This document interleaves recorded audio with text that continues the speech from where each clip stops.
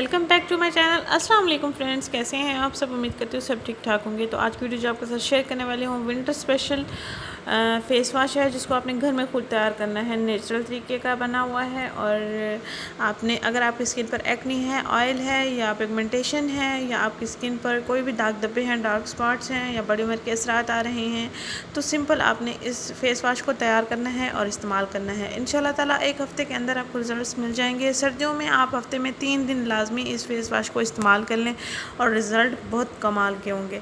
आपने नीम के पत्ते लेने हैं, उनको उबाल लेना है। ये उबले हुए नीम के पत्ते आपको नज़र आ रहे हैं। अब मैंने इनको ग्राइंड कर लिया है थोड़े से पानी के साथ, और इनका अपना पानी जिस पानी में मैंने इनको बॉयल किया है। नीम के पत्तों को आपने अच्छे से धो लेना है और ये पानी हमने निकाल लिया है। अब मैंने इसमें शहद ऐड कर दिया है, 1/4 चम्मच हमने इसमें शहद ऐड करना है और इनको अच्छे से मिक्स कर लेना है। जब ये चीज़ें हमारे अच्छे से मिक्स हो जाएंगी तो हम इसमें ग्राम फ्लोर डालेंगे, यानी कि बेसन का आटा डालेंगे। ये घर में आसानी से मिल जाता है और नीम के पत्ते भी आपको कहीं से भी मिल जाएंगे। इनको अच्छे से हमने मिक्स कर लेना है, क्रीमी फॉर्म में ये तैयार हो जाएगा।